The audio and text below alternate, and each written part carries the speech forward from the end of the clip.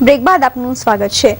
જ્યારે ઘર અને ઓફિસ બંનેને સંભાળવાની જવાબદારી પુરુષ અને સ્ત્રી ઉપર હોય છે ત્યારે કઈ રીતે મેનેજ કરવું આજ વિશે આપણે ચર્ચા કરી રહ્યા હતા મીનાબેન સાથે। મીનાબેન, હાલ આપણી સાથે કોલર છે અલ્પેશભાઈ।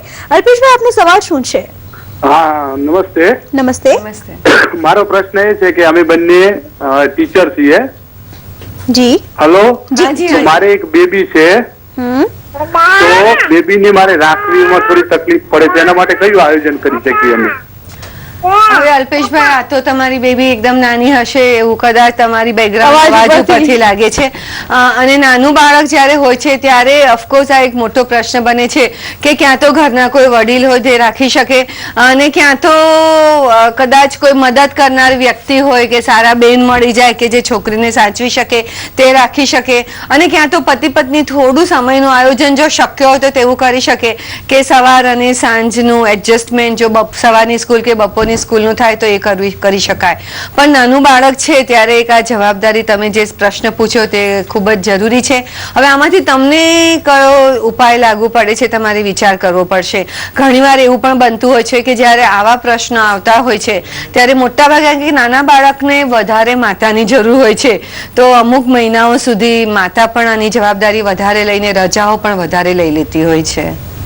ખાસ કરીને જ્યારે બંને આ રીતે વર્ક કરતા હોય છે ત્યારે બાળકને પ્લે હાઉસમાં મૂકવામાં આવે છે। આ કેટલી હદે મતલબ બાળકના ઉછેરમાં શું ફરક પડતો હોય છે? કારણ કે બાળક નાનું હોય ત્યારે મોટે ભાગે એને માની જરૂરિયાત સૌથી વધુ હોય છે, અને જ્યારે આજની જિંદગીમાં જો જોવા જઈએ તો વાઇફ હસબન્ડ બંને જોબ કરતા હોય છે અને બાળક પ્લે હાઉસમાં જ રહેતું હોય છે। પણ આમાં છે ને આ ફોરેનની સિસ્ટમ છે અને હવે આપણા દેશમાં પણ વધતી જાય છે, કારણ કે જ્યારે પતિ પત્ની બંને કામ કરતા હોય તો આપણે ત્યાં ઘણી જગ્યાએ એવી સિસ્ટમ હોય છે કે ઘરે કોઈ બેન રાખે અને એ બાળકને સાચવે અને પતિ પત્ની કામ કરતા હોય। ઘણી જગ્યાએ ઘરમાં વડીલ હોય ને આવા બહેનો હોય તો વાંધો બી નથી આવતો કે વડીલ થોડું સુપરવાઇઝ કરતા હોય છે, પણ આ પર્સનલી મને એવું લાગે છે કે જો ઘરમાં કોઈ વડીલ ન હોય અને સાવ અભણ અને બહુ જ હોશિયાર ન હોય તેવા બેન પાસે બાળકને રાખવું તેના કરતાં સારા પ્લે હાઉસમાં ગોતી જ્યાં આગળ થોડું વધારે જાણકારી મેળવવી જોઈએ કે કેવું છે, કેટલા બાળકોને રાખવામાં આવે છે, એમના માટે શું પ્રવૃત્તિઓ કરવામાં આવે છે, એમને કેવી રીતે સાચવવામાં આવે છે, હાઇજિનિકલી કેવું છે, આ બધું સમજીને જો ઘણીવાર પ્લે હાઉસમાં રાખવું પડે ન છૂટકે તો sometimes play house is better than keeping child alone at home.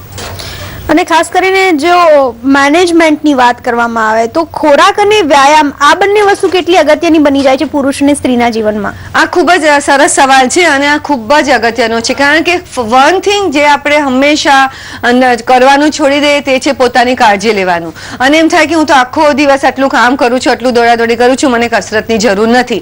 પણ વર્કિંગ કપલ જો થોડીક પોતાના સ્વાસ્થ્યની વધારે ધ્યાન રાખે તો એમનું લેવલ ઓફ એનર્જી, એમનું કામ કરવાની ક્ષમતા અને કોઈ પણ વસ્તુ મુશ્કેલીઓમાં એનો સામનો કરવાની ક્ષમતા ખૂબ જ બેટર રહેતી હોય છે।